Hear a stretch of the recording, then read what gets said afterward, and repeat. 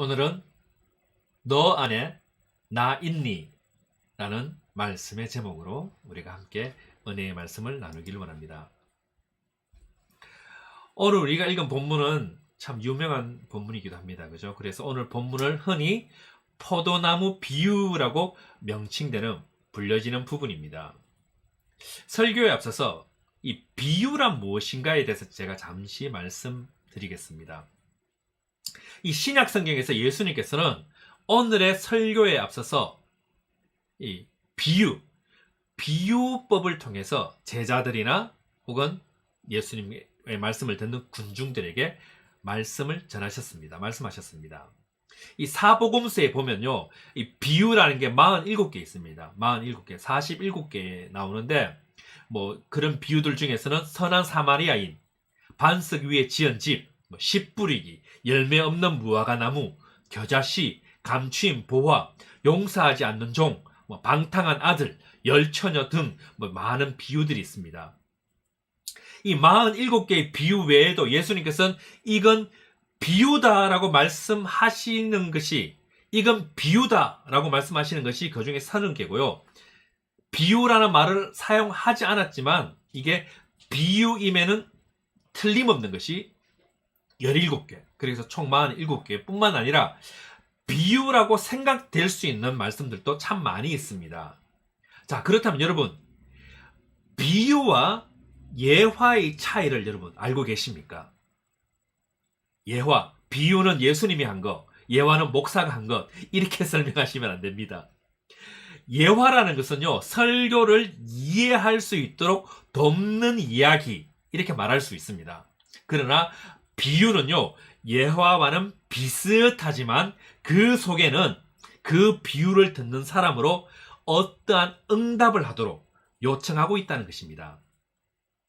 비유를 듣고 깨우침을 받아 예스를 하든지 아니면 노를 하든지 결정을 내리게 합니다.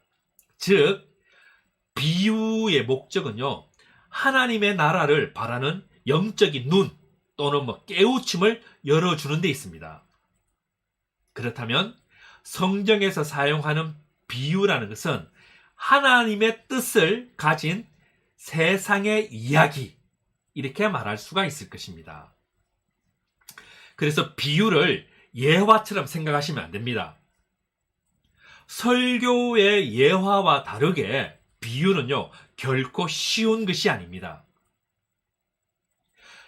예수님의 비유에는 일상의 일과 친근감이 있지만 결코 쉬운 의미는 없습니다.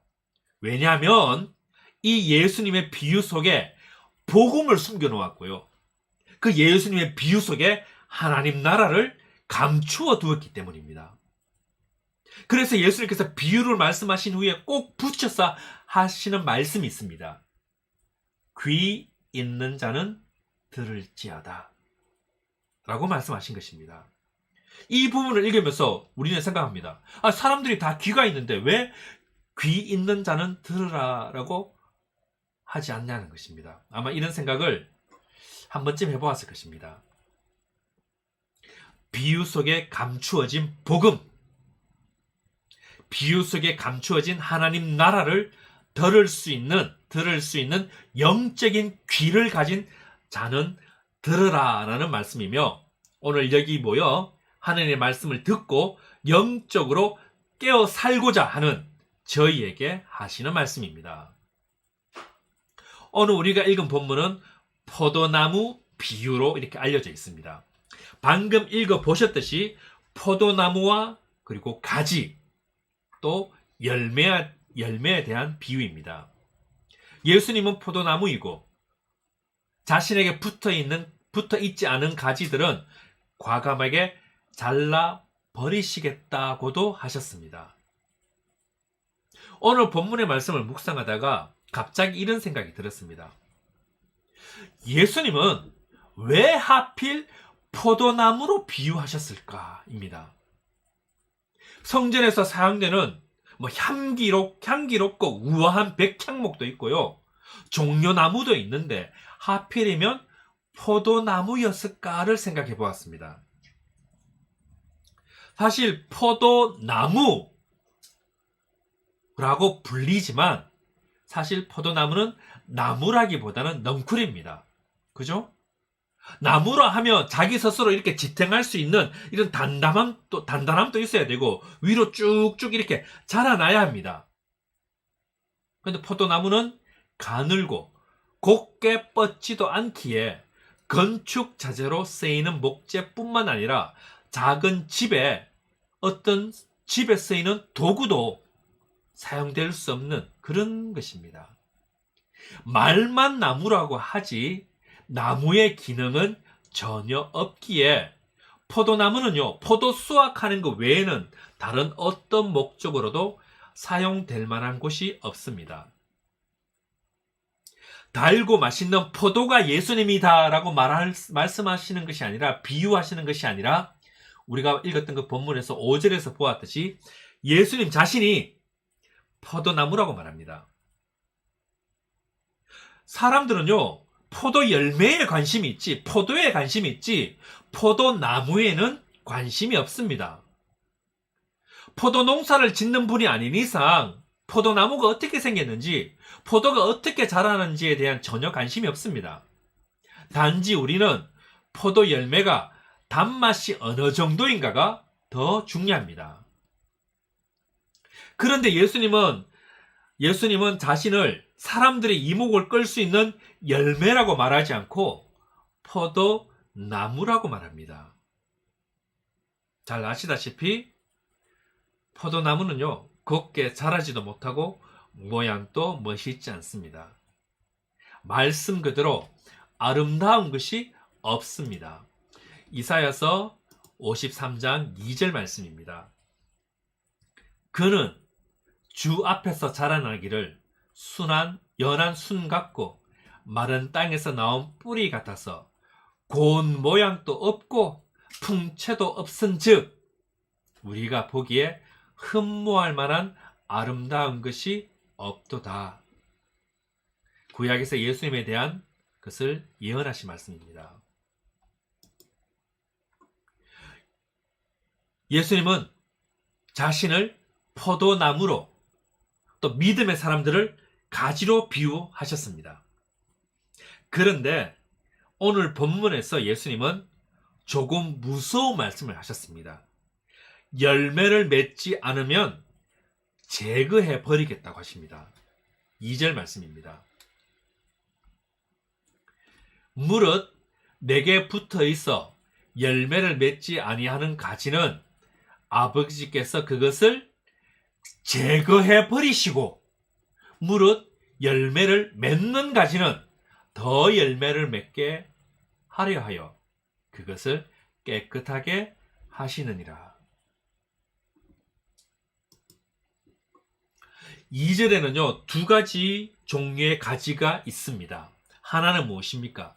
열매를 맺지 못하는 가지, 또 열매를 맺는 가지입니다.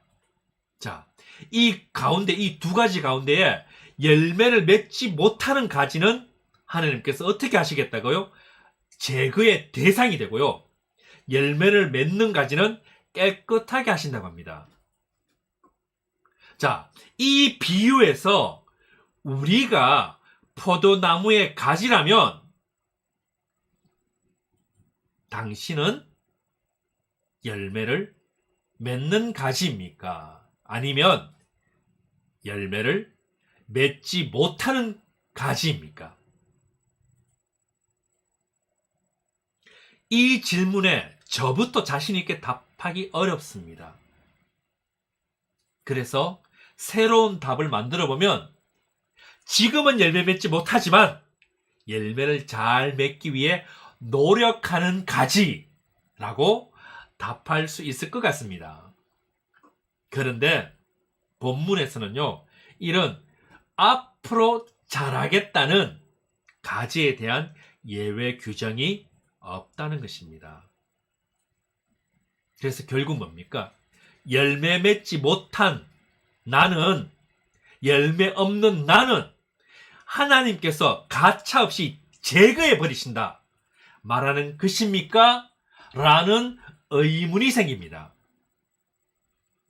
만약에 하나님께서 열매 없는 가지를 제거해 버리신다면 포도나무에 붙어 있는 가지는 몇 개일까요?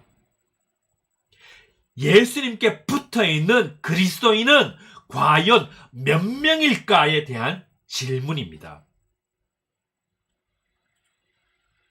방금 읽은 본문 2절에서 말하는 제거해버린다를 알기 위해서는요, 본문이 말하는 포도나무를 좀 더 자세히 알아볼 필요가 있습니다. 포도나무를 좀 더 사실적으로 제가 설명해 보겠습니다.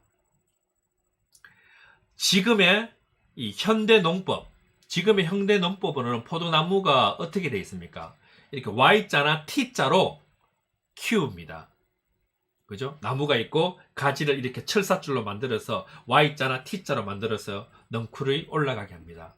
좀 더 현대적으로는 어떻게 하냐면요, 가지가 이거 줄기가 이렇게 올라오면 위에 거물망처럼 이렇게 쭉 펼쳐 놓습니다. 가지들이 그 거물망 타고 더 쉽게 뻗어나가도록,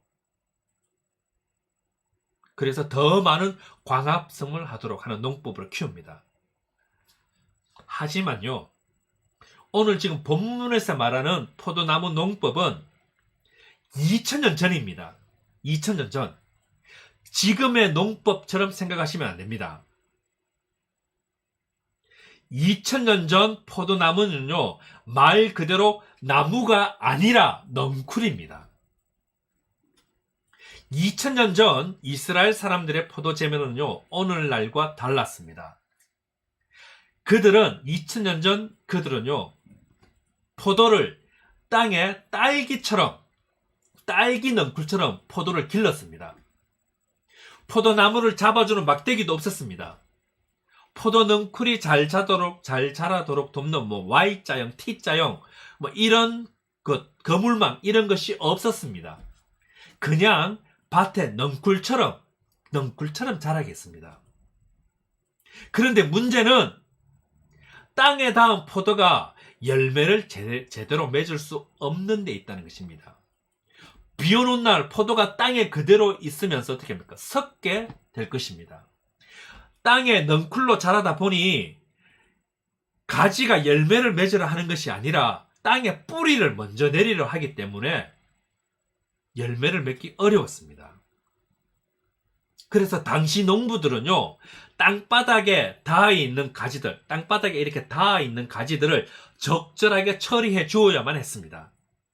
이때 하는 것이 가지들을, 이게 포도나무 가지를 돌을 가져와서 돌에 올려놓는 것입니다. 가지를 올려놓는 것. 또한 좋은 포도를 만들기 위해 자잘한 가지들은 이렇게 제거해 주어야 했습니다. 2000년 전 포도밭 농부가 포도를 잘 기르기 위해서 했던 일은 가지를 돌에 올려놓는 것으로 열매를 맺게 하신 것이었습니다. 2절에 제거해버리겠다, cut off 또는 take away로 번역된 말의 원문의 단어의 뜻은요, 원문의 단어의 뜻은 제거하다라는 의미도 있지만 들어 올리다, lift up도 의미가 있습니다. 그런데 문제는요, 이 2절 말씀을 어떻게 해석하느냐에 따라 의미가 정반대가 됩니다. 땅바닥에 다 열매를 맺지 못하는 가지를 제거해버린다라고 해석하면요, 열매 맺지 못하는 우리를 잘라내어 버리시는, 심판하시고 정죄하시는 하나님이시지만, 땅에 다 열매를 맺지 못하니 가지를 돌에 올려둠으로 열매를 맺게 하신다로 해석하면요, 나를 도우시고 나에게 힘주시고 나를 위로해 주시는 하나님이시기 때문입니다. 오늘의 본문의 핵심은 이것입니다. 주님께서는요, 연약한 우리가 열매 맺도록 끊임없이 우리를 들어 올리시며 내 인생의 잔가지들을 만지시며 지금도 일하고 계신다는 사실입니다. 하나님이 우리를 향한 하나님이 나를 향한 소망은 우리가 열매 맺는 것을 보고 싶어 하시기 때문입니다. 우리는 우리가 예수님을 붙잡아야 한다고 생각합니다. 12년을 혈류병으로 앓아오던 여인이 팔을 뻗어 예수님을 붙잡았을 때 그녀는 치유의 은혜를 입었습니다. 상처 입은 마음과 영혼의 평안과 안식함을 얻었습니다. 지금 이곳에서 내가 무릎을 꿇어 기도하면 하나님의 은혜로 모든 문제가 해결되고 기도 제목마다 응답받을 것을 기대하며 기도했습니다. 하나님의 말씀은 내 발의 등이요 내 길의 빛이심을 알기에 말씀 안에 거하리라 결단했습니다. 내가 팔을 뻗어 결단하여 하나님을 붙잡았다고 생각했는데 성경이 그것이 아니다라고 말하고 있습니다. 요한복음 15장 16절 말씀입니다. 너희가 나를 택한 것이 아니요 내가 너희를 택하여 세웠나니 이는 너희로 가서 열매를 맺게 하고 또 너희 열매가 항상 있게 하여 내 이름으로 아버지께 무엇을 구하든지 다 받게 하려 함이라. 너희가 나를 택한 것이 아니라 내가 너희를 택하여 세웠다라고 성경이 말하고 있습니다.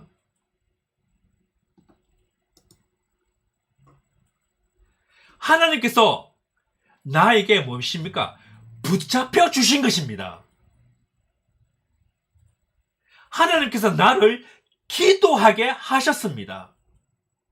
하나님의 말씀이 빛이 되어서 나와 함께 해 주신 것입니다. 그 이유가 무엇입니까? 너희로 가서 열매를 맺게 함 때문이라고 성경이 말합니다. 우리는 언제나 열매 맺기를 좋아합니다. 그래서 나의 열심으로 교회 일도 하고 내 삶을 달리는 말에 채찍질 하듯이 앞만 보고 달려온 것이 우리의 삶의 모습입니다. 그런데 어느 순간 지금 내가 뭐하고 있지?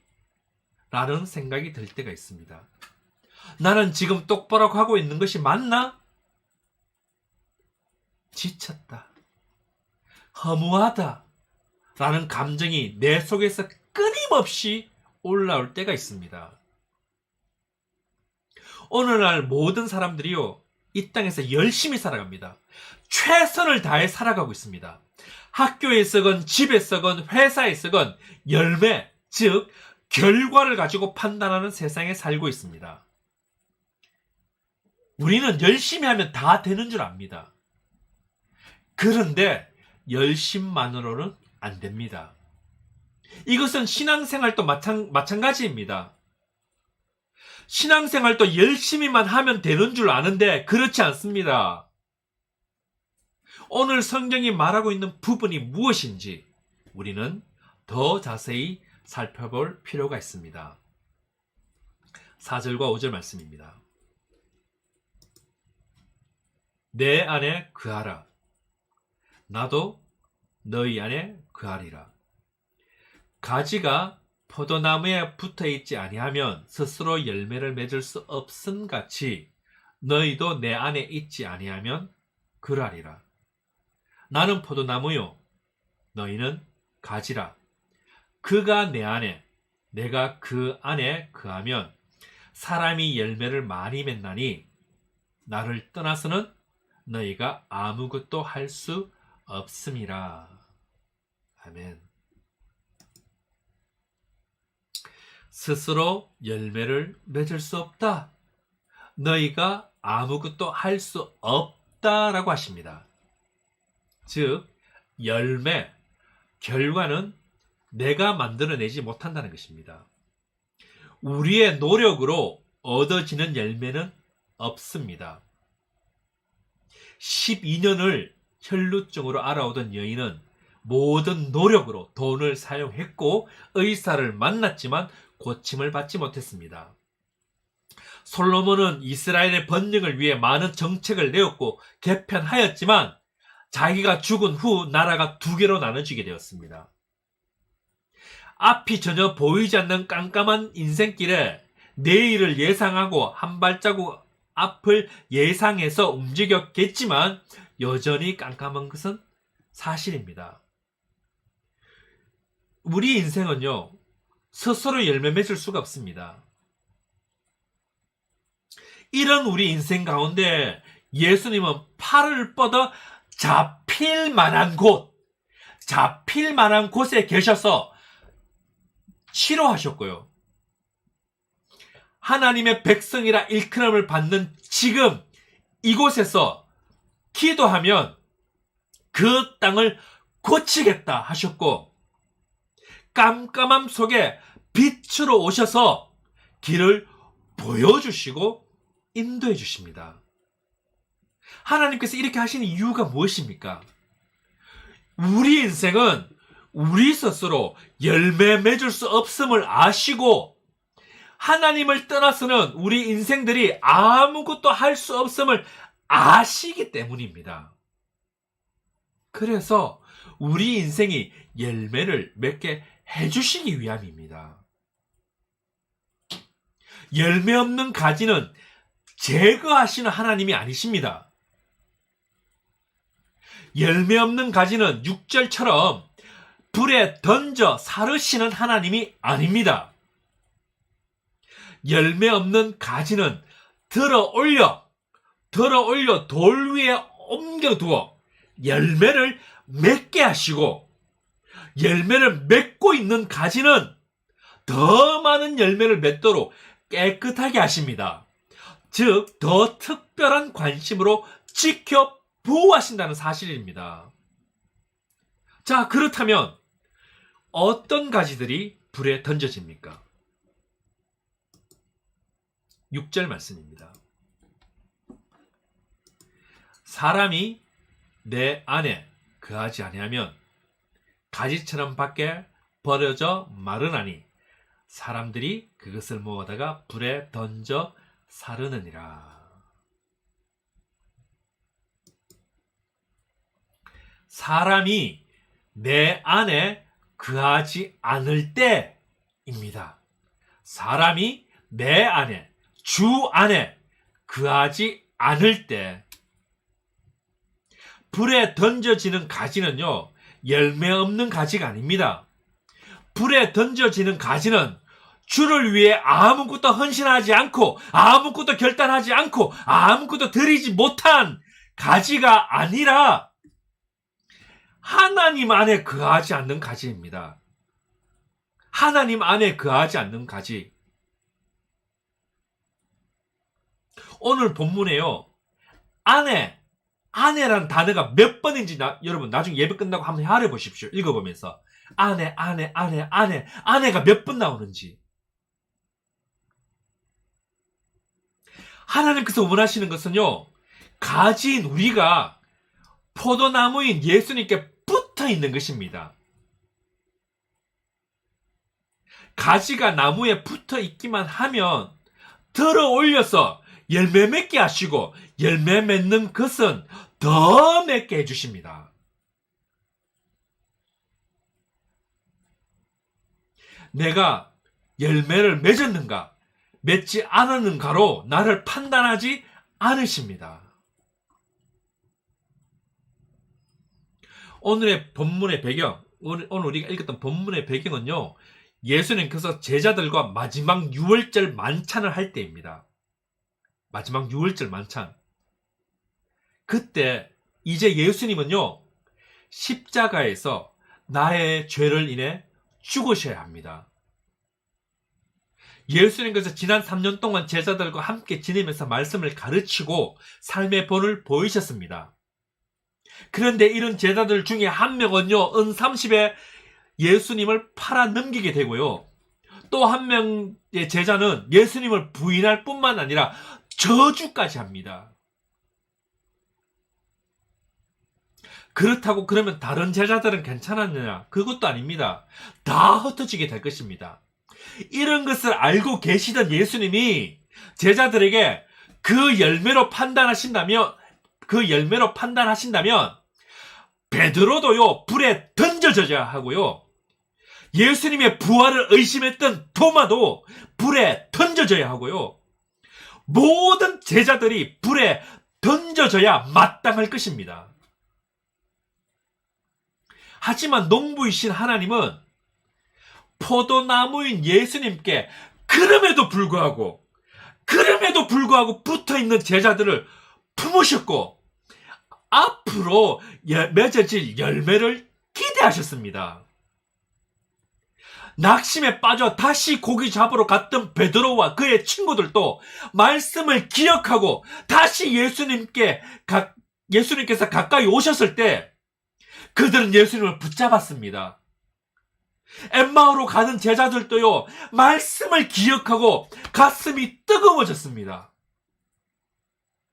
말씀과 기도로 살아가던 빌립은 예루살렘에서 예수 믿는 사람들에 대한 핍박으로 막 도망가고 있었지만 복음을 전하였고요. 동일하게 스데반은 복음을 전하다가 하나님 품에 잠들었습니다. 앞으로 그의 제자들에게 일어날 일들을 잘 알고 계시는 예수님께서 그의 사랑하는 제자들과 이 성경을 읽고 듣고 그 가운데 기록된 것을 지켜 행하기로 결정한 그리스도인들에게 하시는 말씀이 7절 말씀입니다. 이렇게 말씀하십니다. 너희가 내 안에 거하고 내 말이 너희 안에 거하면 무엇이든지 원하는 대로 구하라. 그리하면 이루리라. 우리가 제자, 그리스도인이라 불려질 수 있는 이유입니다. 이 말씀은요, 마지막 성경인 계시록에도 동일하게 하십니다. 계시록 3장 20절 말씀입니다. 볼지어다 내가 문 밖에 서서 두드리노니 누구든지 내 음성을 듣고 문을 열면 내가 그에게로 들어가 그와 더불어 먹고 그는 나와 더불어 먹으리라. 아멘.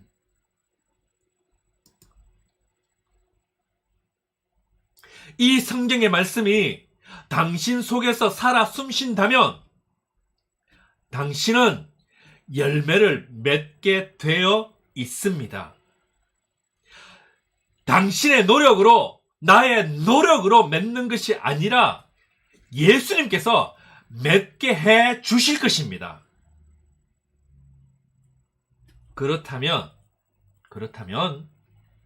하나님께서 포도나무인 예수님을 통해서 우리가 맺기 원하시는 열매가 무엇인지 우리는 알아야 합니다.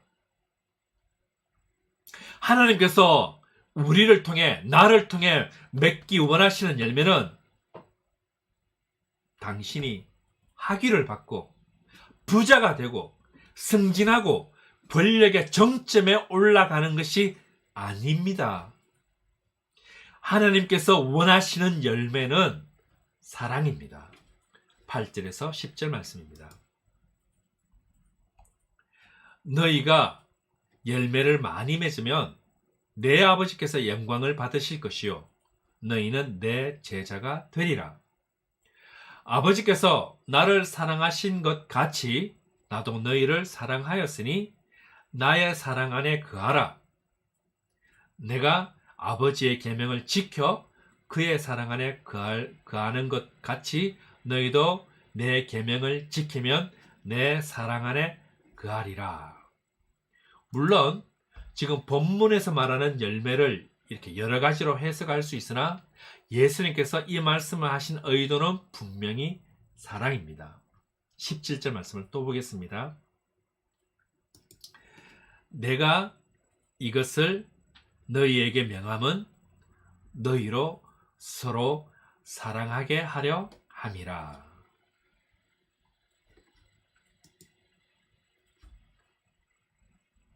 주님께서 원하시는 열매는 사랑입니다. 이 사랑에는요, 수고와 땀 흘림이 필요하다는 것을 우리는 잊지 말아야 합니다. 사랑의 열매를 맺기 위해서는 때로는 눈물이, 때로는 고통이 뒤따르게 되어 있습니다. 하지만 이런 과정을 지나 열매 맺게 되면 그 열매의 개수는 헤아릴 수 없을 것입니다. 열매 맺음은 나의 것이 아니라 하나님의 것입니다. 이 열매는 하나님의 때에 하나님의 방법으로 맺어지게 될 것입니다. 말씀을 맺겠습니다. 우리는 열매를 맺고 싶어 합니다. 하지만 우리는요, 포도나무에 붙어 있는 가지임을 잊지 말아야 합니다. 열매 맺게 해주시는 것은 나의 일이 아니라 하나님의 일이 됩니다. 우리는 포도나무이신 예수님께 붙어 있기만 하면 됩니다. 예수님은요, 언제나 내가 팔을 뻗어 잡을 만한 곳에 계십니다.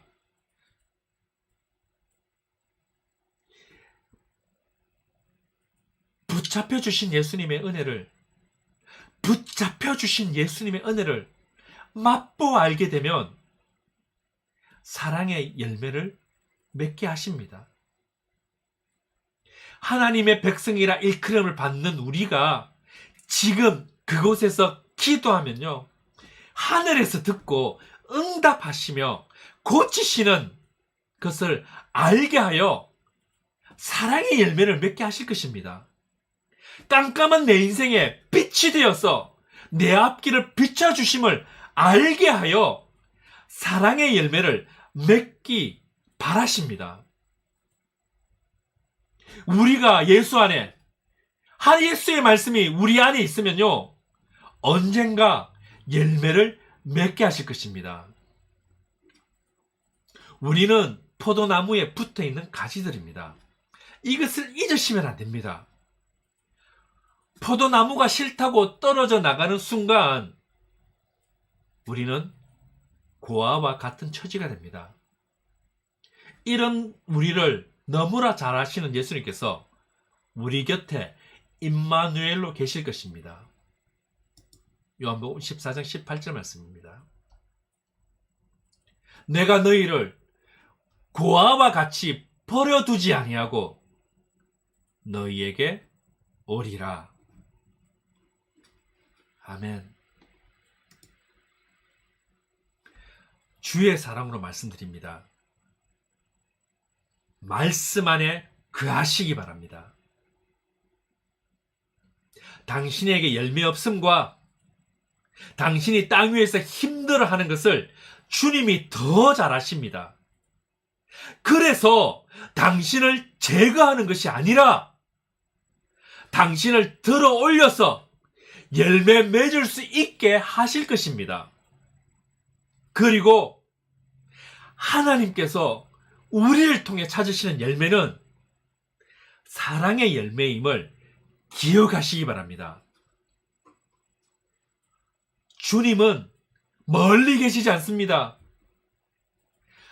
당신이 팔만 뻗으면 잡을 수 있는 곳에서 당신에게 잡히시려고 기다리고 계시며 지금 그곳에서 기도하시면 하늘에서 듣고 응답하시며 고치실 것입니다. 또한 말씀으로 간증을 만들 수 있길 바랍니다. 주의 말씀 내 발의 등이요 내 길의 빛입니다 라는 간증이 우리의 입술마다 선포되기를 바랍니다. 이 모든 일은 내가 주 안에 거할 때입니다. 우리가 주님 안에 있고 주의 말씀이 우리 안에 있을 때 많은 사랑의 열매가 맺어질 것입니다. 이 사랑의 열매를 세상에 선포하고 주님에게로 인도할 수 있는 예배자들 되시기를 축복합니다. 기도드리겠습니다.